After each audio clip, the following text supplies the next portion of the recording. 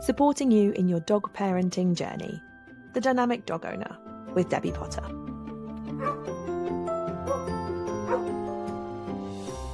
Hello and welcome to this week's episode of The Dynamic Dog Owner, the podcast designed to support you, the dog parent, in your dog parenting journey. Today we are joined by Clara from the Muzzle Movement. Hello, Clara. Hello, thank you for having me.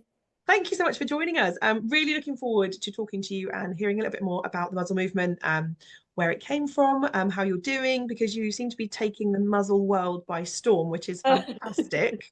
Thank you. So let's start at the beginning. Tell us about yourself. What's your history before the Muzzle Movement started? What had you done previously relating to it? No, it doesn't have to be dogs, but what was your background beforehand? It is dogs. So I have only ever done dogs. That's all I've ever done. I started in the dog world when I was 14, working in a breeding boarding kennels. I went to an agricultural college and did grooming, and then I went on and did a access to higher education diploma. And I've worked with dogs since 14, in so many different roles. When I went to uni the first time, so I have a master's in clinical animal behaviour now, but I also have a BSc in animal behaviour. I was working the whole way through both of my degrees with dogs. But my most sort of notable experience really comes from Dogs Trust. I was in Dogs Trust for 6 years, and I sort of climbed the different jobs within Dogs Trust, from canine carer, which is kennel hand. So I was, on the front line, as they would say, all the way up to eventually the 18 months before I left, I spent as a senior training and behaviour advisor. So I was overseeing the 7 Southeast centres with the most challenging dogs in their care. So they were dogs that had caused significant injury, posed a big risk to the public or to staff. We were having, really difficult euthanasia decisions, quality of life decisions, trying to mitigate the risk of some of these dogs. And also, some of these dogs weren't a risk to others, they were a risk to themselves. Of course. So I have spent a lot of my life trying to understand what's going on in a dog's brain. But what ended up with me here is I adopted a dog from Dogs Trust. He was originally not supposed to be my dog. I was fostering him on behalf of the Freedom Project, which is where you foster dogs for families that are fleeing domestic abuse. Okay. You foster them temporarily, and then once that person is sort of relocated and safe and settled, they can have their dog back. And I thought, yeah, I love that. I love that system. I think this is a great idea. I really would like to provide someone with the opportunity to keep their dog, even though they're fleeing a situation that's unsafe. Sure. But unfortunately, Tolly's previous owner wasn't able to take Tolly back again. And by that point, it was a done deal. I was like, oh, sneaky. Very, yeah. It doesn't take long for them to work their way into your heart, does it? Yeah, so Tolly was he was a pointer cross, and he had a history of being aggressive towards unfamiliar people and unfamiliar dogs. So he would muzzle a lot of the time. He was introduced to it. I mean, he did bite a gentleman in the pub when I was with him. He never went to the pub again after that, I will say. But yeah, he did bite a man on the hand in a pub once with me. So he wore his muzzle a lot, and I wasn't able to find a muzzle that I wanted to put him in. Okay, yeah. It's like, I hate these. I hate them all. I can do better than this, I think. And then here we are. Like, I've designed a muzzle for Tolly, and then 3 years down the road, I'm designing muzzles for dogs all over the world, doing all sorts of different things. This was not the plan, I tell you. It rarely is it? You never have the plan you intended. It tends to like sweep you away. Yeah. But nice that obviously it's been inspired by the obviously history that you've had with working with so many dogs that have needed muzzles, and then obviously having Tolly that needed a muzzle too, that you've lived and seen. And I imagine you've seen many types of muzzles and styles, etc. And as you say, there's not a one size fits all approach, is there? No. So what was the decision process that made you go, I'm going to make my own one? Uh, so I don't know why I thought that I was able to. Like, I have no experience making anything. I am not a crafty person. I'm not someone that kind of tinkers and messes about with things. I'm just not. But I was like, no, I want to make a muzzle for Tolly so that he has a muzzle that he can wear a lot of the time comfortably. And I had a few dogs that I was working with in work at the time where I was like, the muzzles that are available just aren't working for what we need. Hmm. This individual, there are loads of muzzles that work for all sorts of different reasons, but specifically these cases, I couldn't find what I was looking for. And I was like, well, how hard could it be? Like, I'll just pay someone to design a CAD, I'll get it 3D printed, and we'll just do a 3D printed version. It's going to be a bit weaker, but it's fine. And I posted that on Instagram because at the time I was doing a bit of like a muzzle advocacy page. It wasn't supposed to be a business. It was just, I have a muzzled dog and I'm going to share my muzzled dog with the world. Hmm. Hopefully it changes people's perception of muzzled dogs in the future. And I shared Tolly's muzzle on there and everyone was like, I want one, I want one. And I was like, oh no, oh no, I what's on? started. Yeah. And then literally within 3 months of sharing that muzzle on social media, I'd launched a Kickstarter and we'd raised £46,000 and sold 800 muzzles. So Wow. at that point, I was like, well, there's no going back now. And here we are. Wow. And how many have you sold to date? Do you know? Well, I know orders We today. lost count. We've done 35,000 orders to date, Wow. but some of those orders have had 50 muzzles, some have had 10, some have had 6. Um, Gosh. so a lot of muzzles that are out, in the world now because of this one pointer that like shouldn't have even been in my home. And he's changing the life of so many other dogs by the Yeah, sounds of it. he is so special. What a legacy. He never actually got to wear the muzzle, like so the finished product. He got to wear all the prototypes and all of the 3D Hmm. prints, but they are injection molded plastic, which is a process that takes quite a bit of time. So we paid for that off the back of the Kickstarter. It took sort of 6 months to get all of those samples back and stuff. But Tolly, he was diagnosed with an inoperable spinal cord tumor literally the day that I launched my Kickstarter. Oh He went gosh. for his MRI because he'd lost the use of his hind legs gradually over it was a really short period, like 2 weeks. Oh Um, gosh. and then yeah, he was diagnosed with an inoperable spinal cord tumor. So he never actually got to see the end of the Kickstarter or to wear the muzzle, that I'd made for him after all. Oh, But he is called Tolly, so it makes me feel really nice that his little, like the muzzle that was made for him is all over the world, giving dogs nice. access to, all the amazing things that life has to offer. So Which is, yeah, his legacy, which is yeah, amazing. it means a lot to me, and I think that, we Mm. buy all of our sizes. Everyone always says to us, "Why on earth did you not name them something that makes more sense?" It makes sense to you because they're all named after different dog names, aren't they? Oh yeah, so people say all the time, oh, you should, you would have much less sizing problems if you numbered them or if you, and I'm like, How boring. no way. Who There's no order. needs a small, medium, and large? You need something different. Yeah. So I do, there's pros and cons, but I think it's important that one, people think about getting a muzzle based on their individual dog, not based on whether Hmm. their dog is small, medium, or large, because Yeah. people's perception of their dog is relative. It's always going to be relative to the dogs they've experienced before, to, the size that they think their dog is, the weight they think their dog is. Um, Mm. so I prefer to have them named after dogs that were important to us and our team. One, because I think that's a really nice thing for those dogs to be able to have, things that live longer than they do, carrying their stories, but also to encourage people to actually size their dog because their dog is an individual Mm. and it shouldn't be a decision that's made based on, breed alone or size alone. Absolutely. And you've got that personal factor as well. You've got that personal connection, and it keeps you being a personal, sort of down to earth company rather than a big brand Yeah, stockist, just go and buy one from wherever. So that's it, it. it yeah, adds that personal touch, which I think is really nice.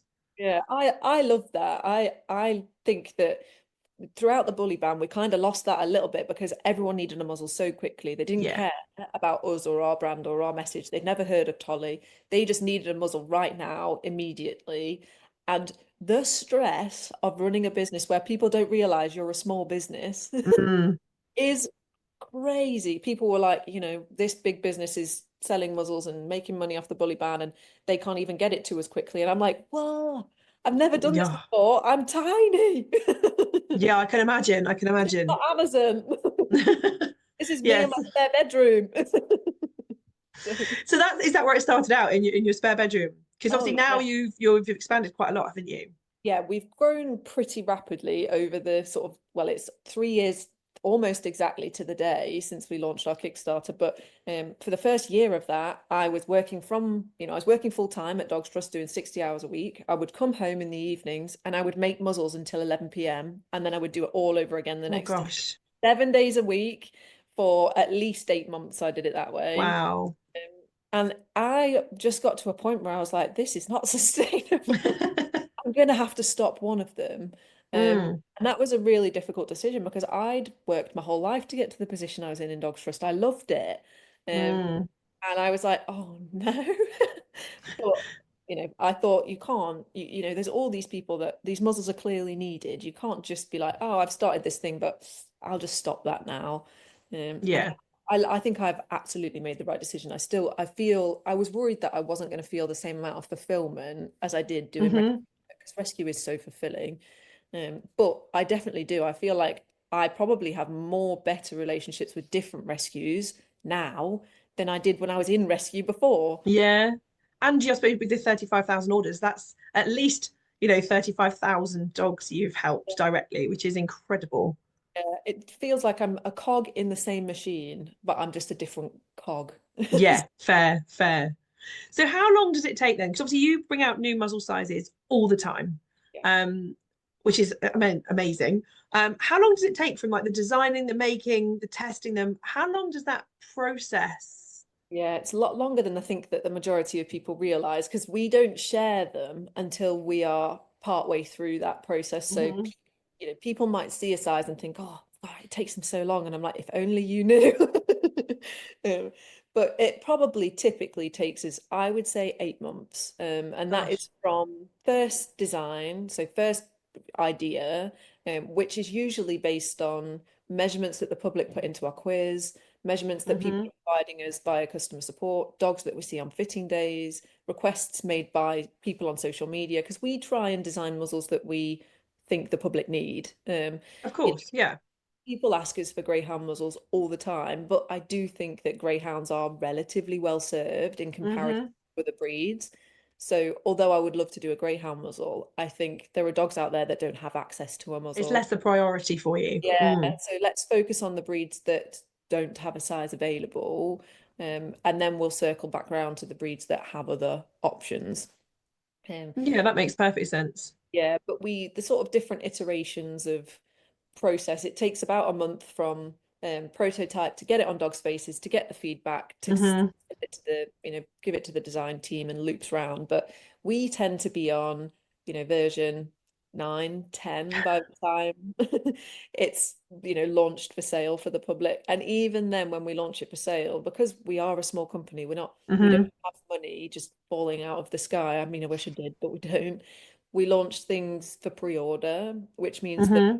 we pay this big expense and we try and recoup the cost for that expense as quick as we can by pre-ordering.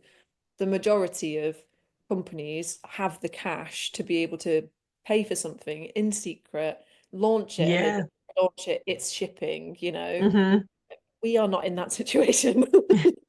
And it costs us such a lot of money to make a new size. I can imagine.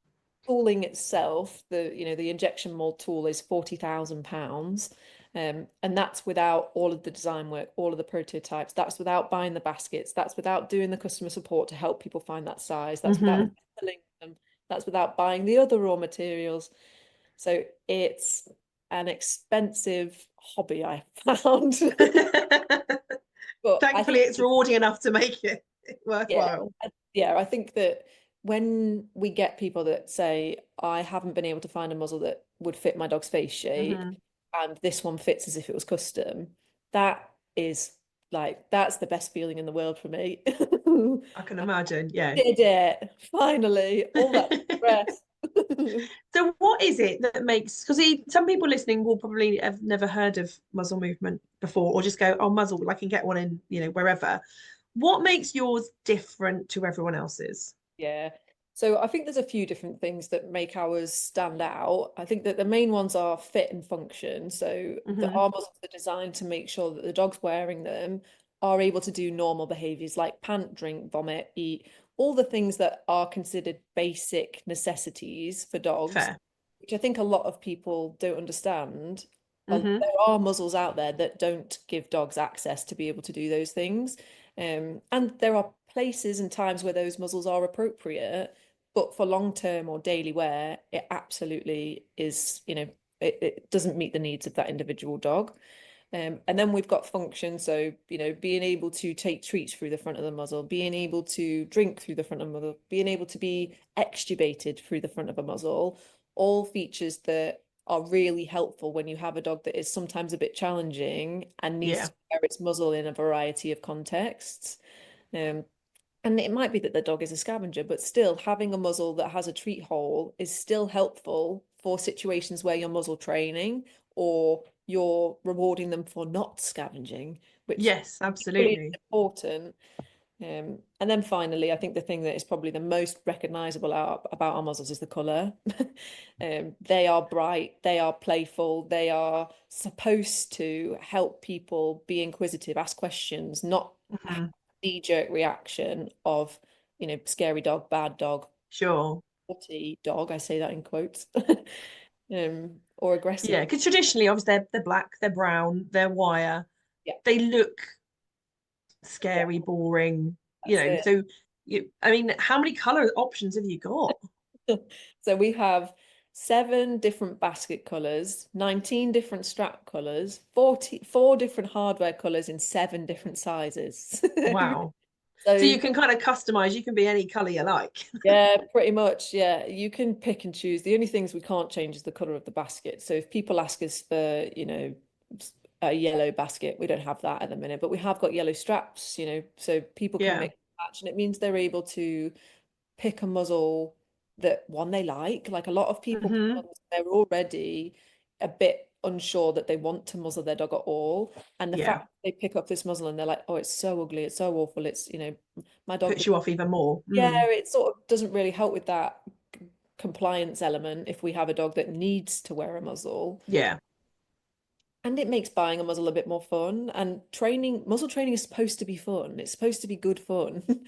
So picking a muzzle sort of starts you off on that was fun. Right Yeah. now, Positive emotions for humans as well as the dog. yeah. And And obviously it, they give the message for outside, anyone else going, oh wow, it's bright pink, rather yeah, than it looks dark and scary. that's it. Yeah, I have a dog called Atlas who is he's exempt as an XL bully, but actually isn't an XL bully, but we just did it as a precaution. He could definitely potentially meet the criteria. Hmm. And when we first started walking him at the beginning, we live in a relatively small, like country village town. And he is reactive to dogs. So he does rear up on his hind legs sometimes and he can Hmm. look scary. So when the bully ban happened, I was like, right, well, you know, Yeah. he's not doing himself any favors here. So we would walk him in a big pink muzzle. And I was like, how could you possibly be mad at this like big his pink muzzle with his flowery noseband, and he's coming up and he's saying hello, and he's like, "Hello, mate." Yeah, exactly. It changes that intention and the impression that they're giving off, doesn't it? Because we all know reactive dogs, they look scary, they look intimidating 99% of the time. Yeah, They're probably not meaning to look that way. It's just how it comes across. So it's just helping everybody to perceive the situation differently. that's it. And we do get lots of feedback, like, people smile at me when I'm out on walks now, or they're not crossing the road, or, Mm. when I was at the beach with Atlas and I had a kid that asked me, "What's that on his face?" Oh, And I just bless. think like that's actually a really nice learning opportunity. Mm. I have no problem with people asking me, and even people saying, "Is that, does he not mind?" Or it might even be a little bit backhanded, like, "Oh, I bet he hates that." And I'm like, "Glad you asked." I designed Good. it. Yeah, I take him into the vets and they're like, "Oh, I love these muzzles," and I'm like, Do you let on? Do you say, yeah, no, I don't. I'm actually, although I might come across as quite confident, I'm actually quite an anxious person. So when I go in the vets and they're like, "I love that muzzle," I'm like, "Oh yeah, they're amazing." I'm not. I'd be the same. I would be absolutely the same. I'm like, Yeah, oh yeah, no, I'm no, not. nothing, no to me. My partner, I'm sure they know because when he goes in, he's like, "Oh yeah, she did that," and I'm like, "Oh my God, I want to die." Oh, I mean, it's hard. I mean, I think that's a big thing about, I mean, similar to you in a way, I never intended our business to be what it is. Yeah. It was just supposed to be something to keep me occupied when my kids started school a decade ago. Um, and it's Oh, not that anymore. And I think there is that big element that, sometimes the job you do grows and it sometimes doesn't match your personality. And you have to develop this confident exterior yeah, that isn't really there. And everyone exactly. sees you as being a very, confident woman, but Yeah. actually, yeah, behind the scenes, it's a little bit different. Yeah, I have to bring my emotional support partner with me to all of the award ceremonies we go to. I'm like, right, you get there, you take the award off that lady. I'll smile for the photo. I'll do a little bit of chat on the table, but you are mingling. Mm-hmm. Yeah, no, absolutely. I'm definitely a behind the scenes kind of worker. Like I am happy not to be put on a stage in front of people and Mm-hmm. tell people all about everything that I've done and then have loads of people ask me questions and say, "Wow, that's amazing." I'm like, "Ooh, this is scary." But It's awkward, it's scary. Yeah, yeah, totally, I do totally agree it. with you. I do it because I think, there are so many people that don't know enough Mm. about muzzles. Particularly, I find there's a lot of professionals that don't know enough about muzzles, and a lot of the time they're advising the public. I think Mm. it's much better now. Yes, When I started, 3, 4 years ago, I think there was I mean, myself included, I was working in rescue. I was talking to the public and I was making recommendations that were not the best recommendation I could have made had I known more. Yeah, exactly. But you only know what you know at the time. that's it. That's what we talk about a lot on the podcast. You only know what you know at the time. You can only do the best That's it. with the Yeah, you information can't. you've got. That's it. So I just think I get up there and I do it because there's people that just don't know, and it's not that their Mm. intention, making decisions that don't benefit the dog. Of course they're not. But if I tell them, even if one person that was listening goes away and says, "Oh my God, I'd never thought of that before," then all of the dogs that they come into contact with in the future are better served as a consequence. Exactly that. And I And think that's where like you've got so many different aspects of what you do because you don't just sell the muzzles. You've got a really comprehensive muzzle training guide that is available to people, which again it saves.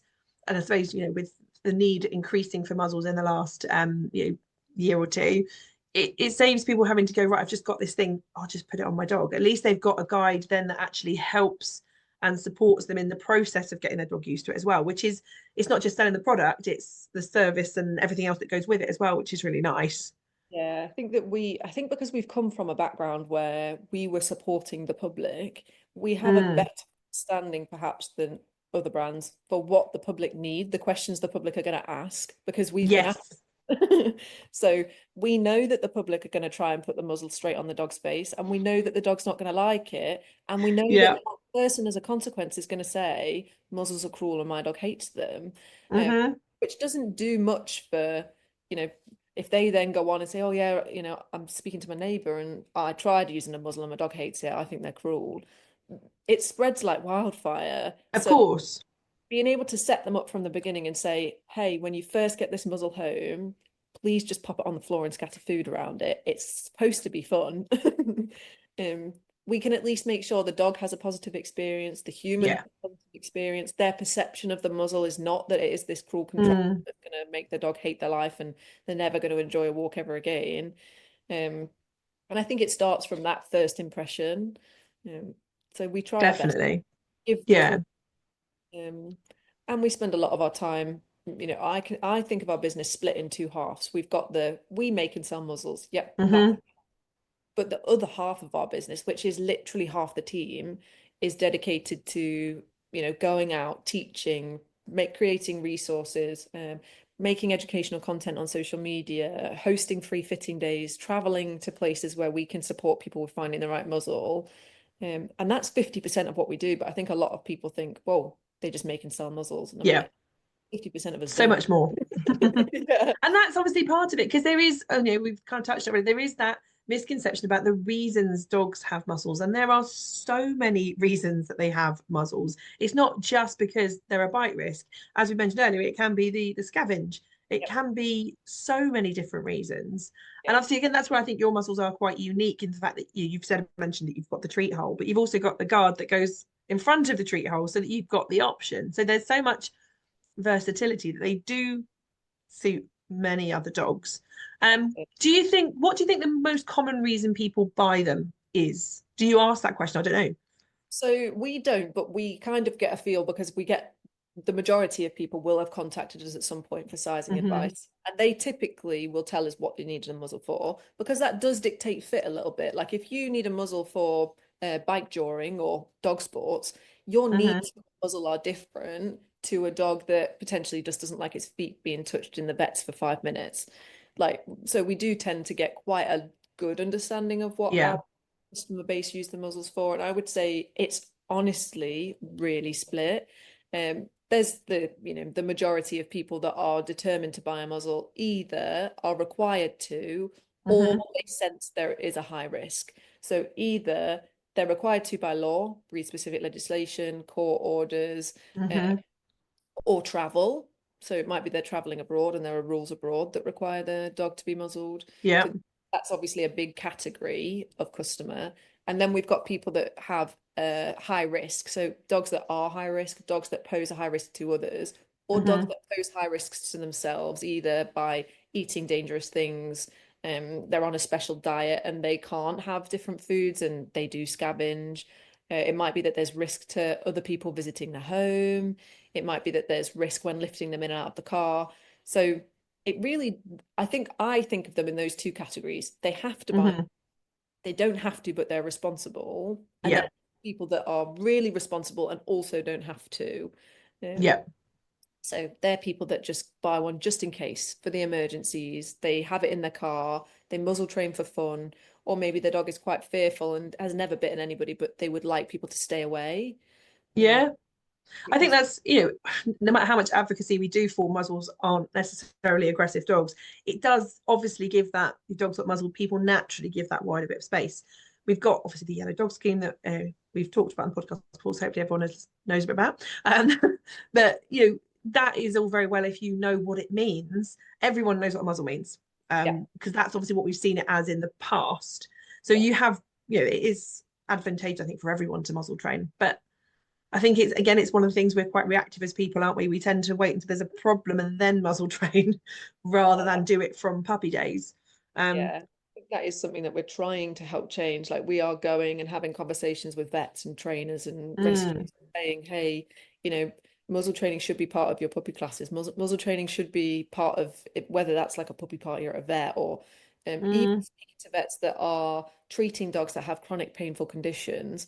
Muzzle training at the point of diagnosis of painful chronic condition, rather than waiting for that dog to be chronically painful and yeah, comfortable, either physically uncomfortable or has been to the vets enough times that they're a bit sick of it now, uh, yeah, and then trying to introduce a muzzle, and then the welfare of that dog hangs in the balance because they aren't able to mm, get veterinary care because they can't be muzzled. There's pressure on the guardian to get the muzzle on. It just creates a bit of a like messy situation that could have been avoided by just introduce a muzzle. Oh, your dog's been diagnosed with something that's going to need a lot of treatment moving forwards. Cool. Let's consider a muzzle. So if we ever need it in the future, yeah, not a big deal. yeah, yeah. I think it's just human nature, isn't it? Unfortunately, we Yeah, don't tend to think that way. But as the fact that you're getting in contact with a variety of different people to help try and get that message out there is really valuable. I mean, I have a she's 13 now and she has always been uncomfortable around children. She's always been really scared of balls and she's always been really scared of balloons. Kids come with balls and balloons, like wherever we go. They do. She is also scared of men. But when I adopted her when I don't know, I was quite young, 18 maybe. And I had no idea.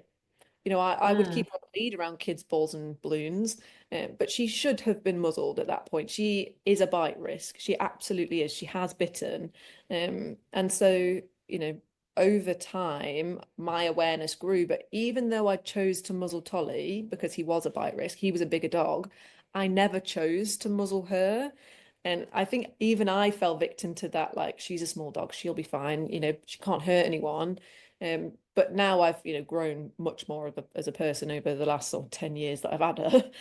Now I think, well, she should have been muzzled in more context than Tolly, actually. Just because she couldn't bite in the same, severity, her Yeah. frequency that she would bite if she could bite is higher than Tolly's ever was. So And again, that's I suppose where it comes into the breed, the size of the dog does play influence quite a lot more significantly than we think it does. yeah, absolutely. Yeah, I have definitely been the person that says, no, she's only small. I think everybody has at some point, Everybody. Yeah, with your own dog as well. I think that there's this tendency, mm, like, but they wouldn't, like my dog wouldn't. And the truth is, like, everybody's dog would. Like, yeah, in the right situation, right yeah, circumstance, wrong day yeah. of the week, absolutely every dog would I'd or like to could. think, I'd like to think I'd never punched someone, but like, put me in the right situation, and I certainly would be happy to throw fists. Yeah, absolutely, absolutely, because it depends so much on the emotions behind in the situation, and That's it. you can never say never, can you? That's it. So So one thing that I think is fascinating about your muzzles that a lot of people maybe don't know about, unless they follow you on Instagram and have seen it, boiling. yeah, Most yeah, people want to go, what do you mean you can boil your muzzle? yeah, Tell us more about that, because yeah. that's fascinating. I think it's really interesting. So our muzzles are made of polyethylene, which is a strong but fairly malleable plastic. So the same kind of plastic that you make Tupperware, but also you make replacement knee joints. Like, it's such yeah, it's Bit of a wildly, vast. yeah. But it's a really common kind of plastic, and it means that if we need to make our muzzles are standard sizes, so we don't make muzzles completely custom for the dog. Mhm. When they order, we help them find the most suitable size from our range that already exists.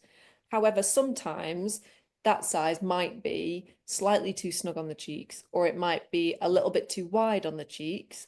And to adjust that, you submerge the muzzle in water and you boil it essentially, and then you're able to reshape it. Only slightly. We always say, like, you're never going to be able to adjust it by more than 2 centimeters. Some people have. They have, tried really hard to get theirs bigger. We say 2 centimeters, either out or in. And it just means that they're able to get a slightly more custom fit if their dog has a face that isn't typical. Mhm. It's So amazing. Yeah, yeah, it's we know we live in a one size does not fit all world, so it's great that they are. Yes, as you said, they're different sizes, but you can tweak them to make it an even better fit, yeah. which is fantastic. I Talk about the fit of a muzzle. yeah. What should people be looking for if they've never had a muzzle before and they're thinking, "Cool, I think I need to go muzzle train." What are the key factors people should consider about the fit and what it should look like on their dog? So fit, most important. It is if you have a dog that is wearing a muzzle for more than 10 minutes, that they're able to have the ability to pant. Whether they need full pant room is kind of dictated by whether it's going to be 10 minutes in a veterinary context or 10 minutes running down the street Hmm. behind a skateboard. Um, but pant room, preferably for us anyway, every dog would have the ability to pant in a muzzle, because panting is a normal, natural way for one, a dog to regulate the body temperature, but two, for them to be able to communicate. So being able to yawn, being able to pant, being able to use their mouth in a way to express how they're feeling is a really important part of normal and natural behavior, which is one of those 5 freedoms that we promise we're going to be able to. Hmm. So pant room is a big one, particularly if you have a dog that is going to be wearing a muzzle for a long period, or in stressful or hot conditions, they absolutely need to be able to pant. It's a welfare issue if they can't. Hmm. Yeah, I agree with that one, definitely. And then we've got length. So this one's quite a overlooked fit issue, but it's a one that I am very passionate about. We understand how important sniffing is for a dog. That's the way that they perceive the world. That's how they get information. That's how they can, reduce arousal levels. It's Hmm. how they can recover from a stressful situation. If we have a muzzle that is too long, that means that when that dog is sniffing the ground, that muzzle is moving. The muzzle is only able to move backwards, which means it's going to be coming into contact with either the dog's waterline or their eyes, which is Hmm. not good for any dog to have things poking them in the eye. It also makes muzzle training really hard, because if you're getting poked in the eye every time you sniff, you're not having a great time in your muzzle. No, absolutely. But also, it's going to over time reduce the amount of the energy that the dog puts into sniffing. If I have a dog that is particularly sensitive and I am trying to encourage them to engage in their environment more and not pay attention to all of the triggers that exist in the environment around them, if every time they sniff they have an aversive experience, even if it's only mildly aversive, they will sniff less. That's how aversives work. Something Mm. that's punishing will reduce the likelihood of that behavior reoccurring. So we might end And up. obviously, we know how important that sniffing can be. And I'd never even considered that. So that's a fascinating point. And it's not until you see it from your point of view that you go, oh my goodness, of course. Yeah, that is something I have not considered, but you're absolutely right. We don't, especially dogs who might need the muzzle for emotional safety, reactivity, we want them sniffing. Yeah, absolutely. So I feel quite passionately about the length of the muzzle. Mm, And I think, unfortunately, historically, muzzle brands have made their sizes bigger. And when they make a small size and they make it bigger, it grows in every way. It grows in length, it grows in width, and it grows in height. So sometimes when you've got a dog that is quite a big dog with a relatively short snout, standard muzzles historically don't fit because when you yeah. sniff, that muzzle moves backwards. And that was something that was really important for us when the bully ban was announced, that we were able to provide a muzzle that dogs were able to actually like get stuck in with their walking, like Yeah. play with toys, you can sniff the ground, you can drink, you can eat. Like these dogs are You can wearing, do everything a dog normally does. yeah, but safely wearing a muzzle. Yeah. Yeah, Um, absolutely. And it shouldn't, and that should be the thing, it shouldn't restrict their quality of life. It should enhance it. yeah, for sure. It should give them access to things that they weren't able to access before. Mm, And I think, a lot of the dogs that were impacted by breed-specific legislation, they did not want to muzzle their dogs. Of course they didn't. Why would they? Their dog didn't even yeah. need a muzzle. So having a muzzle that means that it doesn't impede their dog's normal walk or normal activities, at least as much as we can with a Yeah. muzzle, then that was kind of a deal breaker for a lot of these guardians that were really worried about how a muzzle was going to impact their dog in the long term. Hmm. Now, one thing I've heard a few times recently, well, I say recently, in the past, and it'd be interesting to just have this thought out there today, is that wearing a muzzle makes dogs more vulnerable when it comes to interactions with other dogs. Yeah. What would you say, what was your sort of response to that? What would you say? Yeah. So my response is always, I would rather split a dog fight with one dog muzzled than no dogs muzzled. So I don't know how many people have had experience of dog fights, but I absolutely have. When you work in rescue, you're working with some really challenging dogs. Stuff goes wrong, like Mm. gates are left open, leads snap, shit happens. No Um, matter how many precautions you take, if it can yeah, happen, it will. absolutely. Dogs can jump 6 foot fences. They can, jump out of boots of cars. There is so many scenarios that I've been in where if one of those dogs had been muzzled, that fight would have been easier to split. And for me, sure, I don't think that having a muzzle does stop a dog from being able to defend itself. I don't know if you've ever seen a dog try and defend itself in a muzzle, but it will snap and lunge all the same. The muzzles are relatively sturdy. If you get smacked in the head with one of those, you're going to know about It's going it. to hurt. Yeah. So dogs are able to defend themselves. They can still use their body in the same way that they could. Hmm. They're, the muzzles have gaps in. You're able to see the face. It's not like it's this big box that is covering their body language. You can hear the noise. You can, the dog is still using all of the signals it would have previously. The only thing they can't do is make contact with another dog. Yeah. And if that dog can't make contact with another dog, that fight is easier to split. Yeah. Very true. That's sure. Lots of people might say, yeah, but I want my dog to be able to fight back. Well, not if it's going to result in more injuries. At the end of the day, the thing that you want to avoid from a dog fight is your dog being injured. Um, Yeah. it's not that, Yeah. And or yourself if you're trying to yeah, intervene. exactly. Oh, here he is. So yeah, if I had the choice of putting a muzzle on some of the dog fights that I'd seen, absolutely. If both of them could have been muzzled, we would have avoided the dog fight altogether. Yeah, absolutely. Yeah, fair. So when people are considering, or when you're making muzzles and people are considering muzzles, is there a sort of safety factor that you think has to be taken into account in terms of sort of safety for people, safety for the dogs? What precautions and considerations are there? So do you mean in terms of like when picking a muzzle or when using a muzzle? Bit of both. Okay. So picking a muzzle, I think it depends on, if I had a dog that was a really significant bite risk, that would dictate what kind of muzzle I would use. If I had a dog that was a significant bite risk, I wouldn't be using a biothane muzzle and I wouldn't be using a vinyl muzzle because they're flexible and dogs are able Hmm. to cause injury through them. If I had a scavenger, I absolutely rate those. I absolutely think that a biothane muzzle's a great idea and a vinyl muzzle's a great idea because they are flexible, but they have less gaps, so you're not able to pick things up through Yeah. the same way. So it's not that I think that there's any kind of muzzle that is completely useless. They definitely are. Even occlusion muzzles, which are the muzzles that kind of hold dogs' mouth Hmm.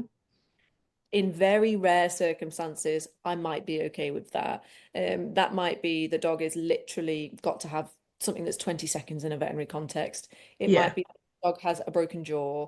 Hmm. Therefore, we do need to keep their mouth shut and they aren't able to pant. But in those scenarios, they're closely supervised by a vet. Of course. They're Yeah. usually in somewhere that is safe. The owner has been given guidance on what to do. Everybody's looking for that dog overheating. Hmm. Um, so they're the considerations when it comes to picking a muzzle. Like if what the human needs the muzzle to do dictates the style of muzzle that you pick. Um, and then in terms of using a muzzle, there's definitely risks associated with using a muzzle. If you're using a muzzle on a dog that's unsupervised, so we get asked questions all the time. How can I pick a muzzle that stops my dog from barking? That is not something that we are be able to support you with. Um, No.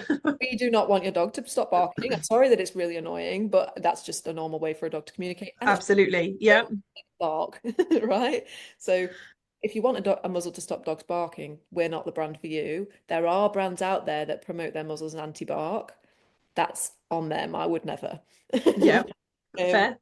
then there's how can I stop my dog destroying things? Can I put a muzzle on my dog to stop my dogs destroying things when they're home alone? Hmm.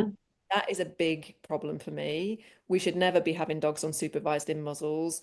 It is a cage on their face with straps that can Yeah. go on anything. The risk for harm there is huge.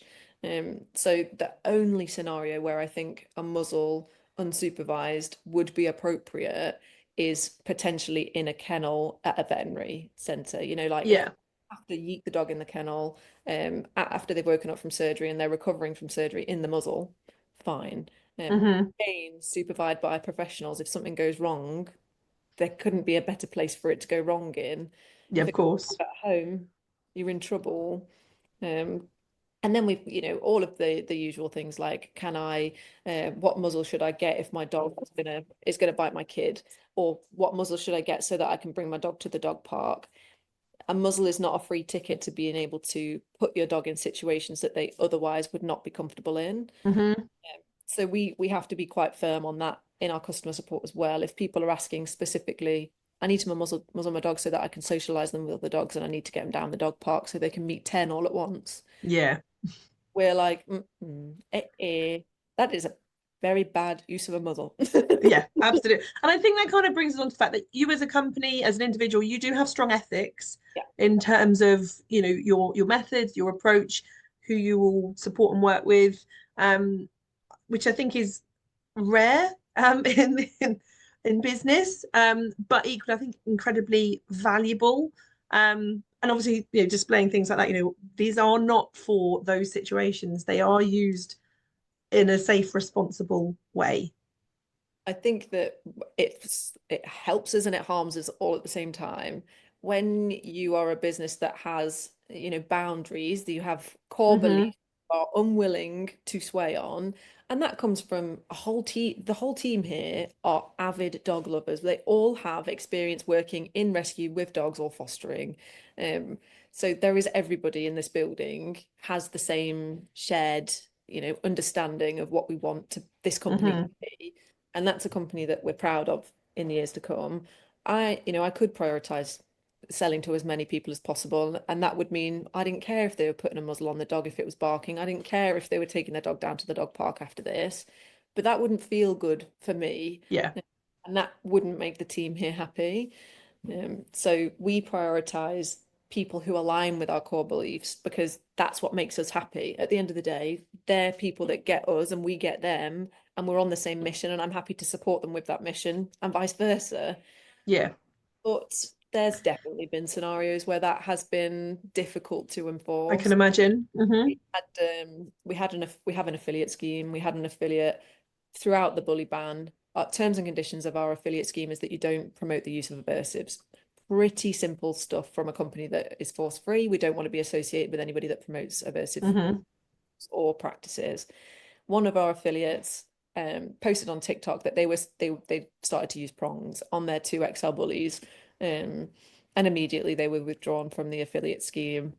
That caused absolute, like, it was like a tornado wiped through our entire business for about two Goodness. weeks. Because obviously she was on TikTok. TikTok's not a super Hmm. nice place to be, I don't find. I think it's quite a toxic It's environment. the typical, and I think with social media, you can be a Yeah, keyboard warrior and say what you like without any that's consequence. it. Yeah. So yeah, I think we fell on the wrong side of TikTok for a little while there. And, we got, I mean, you can still go and have a look at the 1-star reviews on Trustpilot. They will haunt us for the rest of our life. But I always hey, think they're a positive. I'm a yeah, bit of a bit of weird. I find negative reviews, negative feedback is actually a opportunity to improve yeah, whatever it is you need to improve. I think it's a good thing to display actually your company ethos and your ethics. yeah, I agree. And I think that at least now people know, because I think before that, Mm, maybe people knew, but they didn't know how we were going to enforce it. Whereas now they know, no, yeah, we will back our policies, even if it upsets people, because that's what's yeah, important. Yeah, absolutely. so yeah, being an ethical business is not the best way to make lots of money. I tell you that for free. No, and I mean, I think most things in the dog industry, Yeah, can relate we're to not that. there to Yeah, be millionaires. yeah, Um, we just try and earn an honest living. yeah, And yeah, it's never going to make us millionaires, but at least it has, as you say, we have good values and we have the dog's best interests yeah, at heart, and that's what it's all about. yeah, Definitely. So, what would you say? Obviously, having been thrown into this whirlwind for the last 3 years, what would yeah. you say is your absolute favorite thing about what you do? I think, well, I have so many favorite things, but one of my favorite things that we do is supporting rescues. So rescues has always been something that has been a huge part of my life. And one of the sort of conditions of me leaving rescue was that I never left rescue. So for me, it's being able to go and have a relationship with these different rescues where we design sizes based on the dogs in their care. We'll go back and forth multiple times trying these sizes on. Then once those sizes are developed, those rescues get them. Like they're donated to them and they have them in Mm, their care. Maybe not the dogs that, originally tried them on because it's such a long process, but dogs in future that come through rescue that need a muzzle, they have access, they can go home quicker, muzzle training is easier, the staff have a better time introducing adopters, the adopters are more open to having that dog even though they wear a muzzle, and more open to using a muzzle in the future. It's that bit that for me, I'm like, that's mm. magical stuff. Like the impact that we're able to have on rehoming dogs is still pretty cool. Like that's where I want to be forever. Yeah.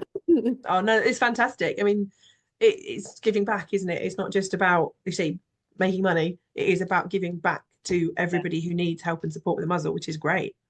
I think if you ask the team, they all have different favorite bits. Like some of them love the events, some of them love some of them literally for them, it's just the ability to, so we all work fully flexible hours. I mean, apart from Hmm.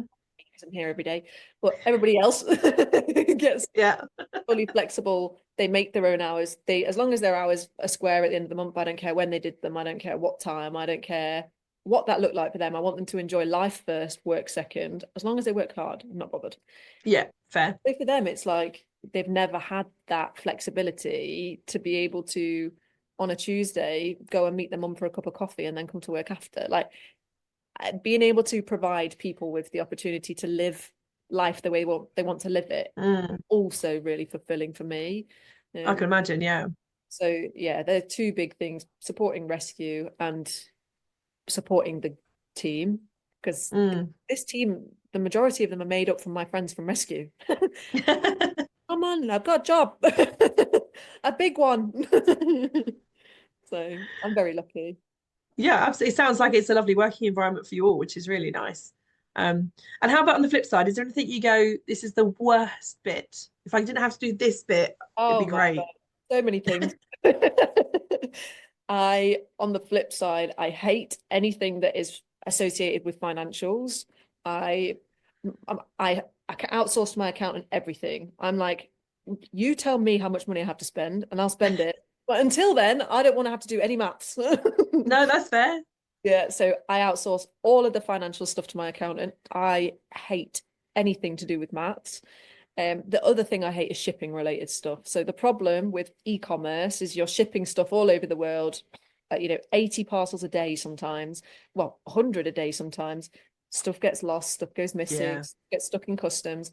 If I could never ever do that ever again, if I could teleport muzzles, That I would would. be the dream. Yeah. Yeah, yeah, It's a bit yeah, like going on holiday, isn't it? If I could just teleport there, it'd be yeah, great.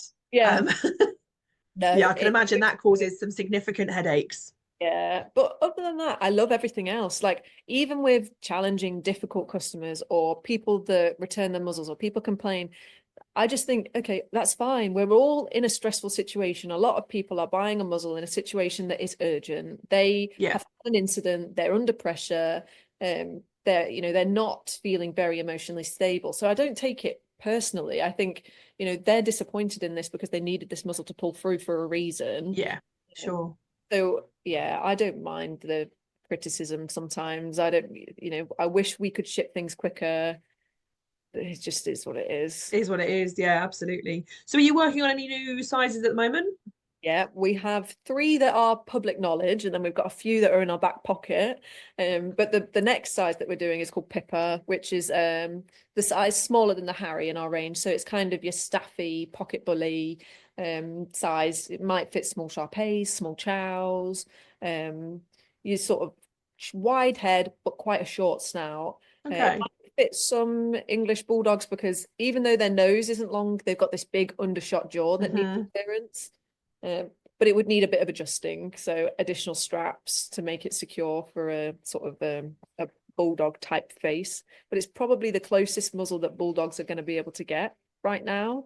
And then we've got two small sizes. So this year is the era of the small sizes.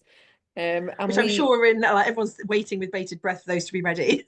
really, really wanted to do it last year, but then the bully ban happened, and I was like, ah, that's Yeah. got to stop. We need to serve the bullies right now. But now we're circling back round. We do, we sometimes we're criticized for not doing small sizes, and I'm like, wow, give me a minute. I'm trying my best, okay? Um, so yeah, the small sizes are coming, and we want to make sure we're representing dogs of all sizes, and there isn't, we aren't inadvertently confirming this misconception that small dogs don't need them. Because they So absolutely do. Yeah.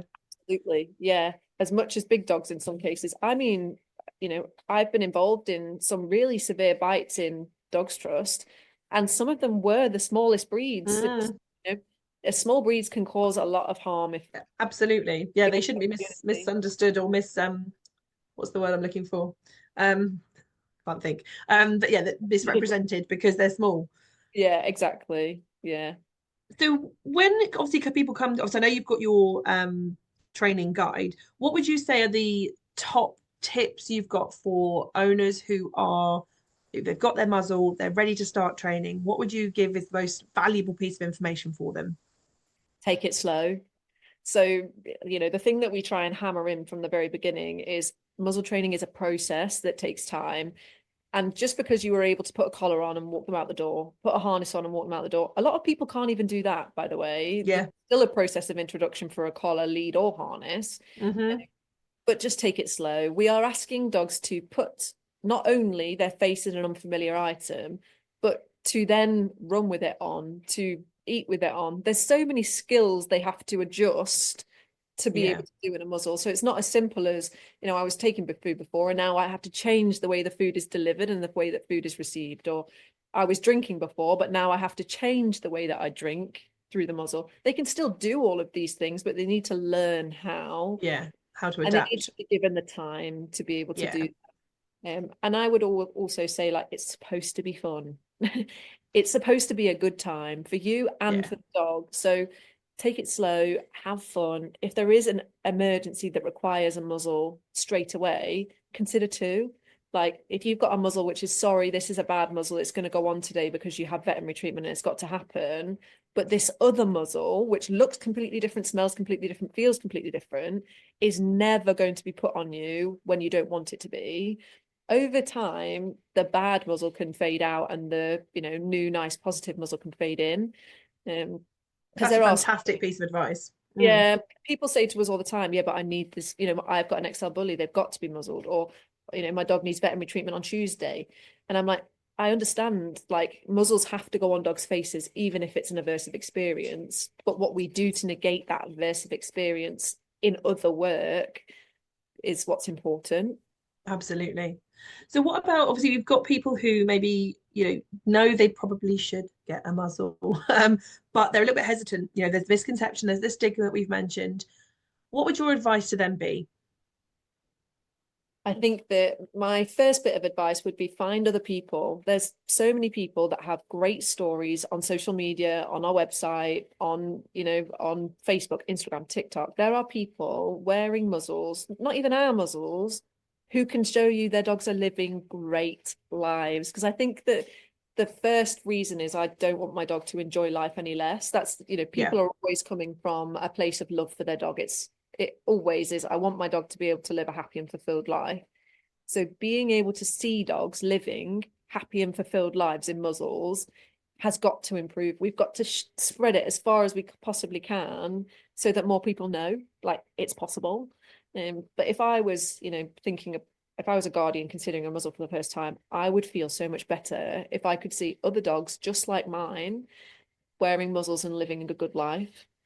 And then after that, it would be to sort of, one, find a good fitting muzzle, reach out for help. And two, if you struggle with any period of introducing that muzzle, reach out to a professional for help. You don't have to struggle with that on your own. You'll always be able to find a professional that will support you with muzzle training. It's such a fundamental skill that, the majority of dog trainers, force-free dog trainers, will be able to introduce a muzzle safely. Yeah, absolutely.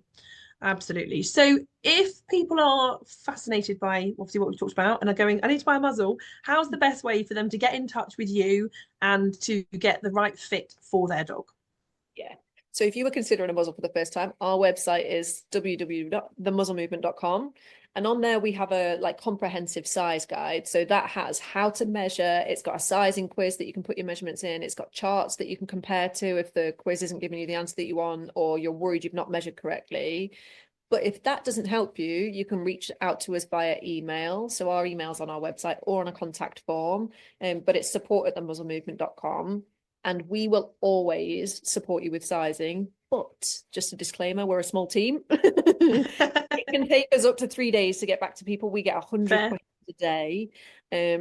So it is more than a full-time job going through all of the different sizing questions. So if you are going to contact us for sizing support, have your measurements ready because it helps us. Yeah, absolutely. And you also do your muzzle fitting events as well, don't you? Yeah. We have free fitting days at our unit, which is twice a month. And then we are also traveling around the UK this year. So we're going up north. We're in Liverpool and Accrington in May, and then we'll be coming south later in the year. And then hopefully be doing some virtual fittings for Ireland and Isle of Wight and stuff. So, oh, amazing. Yeah, we're getting fantastic. There. Yeah, no, you are getting in all the places you need to be, which is fantastic. Hope so. Anything else that we haven't mentioned that you'd like to talk about, or any final words you'd like to share with the listeners? I don't think so. I think the only other thing that we are working on at the minute that I haven't mentioned is we have this sort of muzzle training guide, but we are making what we hope will be the most comprehensive muzzle training course. So that will be it's sort of designed for professionals, but it would also be suitable for adopters or guardians. Oh, wow. But it's supposed to be troubleshooting muzzle training at every possible problem you could come up with, troubleshooting it, so that if either you are experiencing that problem with your dog and you don't know where to go, or you're a professional that is bound to come up against some of these different challenges, we're hoping that this course will be the best that's ever existed. Oh, amazing. Because you say there are a lot of free resources. You can put it into YouTube, you can get stuff, but it is a quick bash, this is how you do it, rather than that full comprehensive. So that'll be an amazing resource. I hope so. It's been in the works for a year. So These things are never quick, are they? yeah. Yeah, I was like, oh, don't worry, we'll just do that. Yeah. Yeah. Oh, it's Never. amazing though. That would be really cool that when that's available, that would be Yeah. fantastic for people. Yeah, it should be the second half of this year that it's finally done and dusted. But yeah, we're hoping it will cover all of the, okay, but my dog is different to that, or my dog doesn't Yeah. take food, or my dog's had a really aversive experience with the muzzle before, Hmm. my dog's neophobic, or yeah, we're hoping to kind of cover all bases there. Amazing. Well, it's been fantastic to speak to you. I've learned a few extra things I didn't know, or you've made me think of things from different perspectives. So that's really useful. And hopefully, I'm sure all the listeners have enjoyed it too. I will make sure that there is a link to your website in the description of this episode so that anyone interested can have a little look on there and know directly how to contact you. But thank you so much for joining us. No, thank you And for having we'll me. leave you to go make some more muzzles. Oh, thank you. It was lovely to speak to you. Thank you for listening to The Dynamic Dog Owner with me, Debbie Potter. See you next time.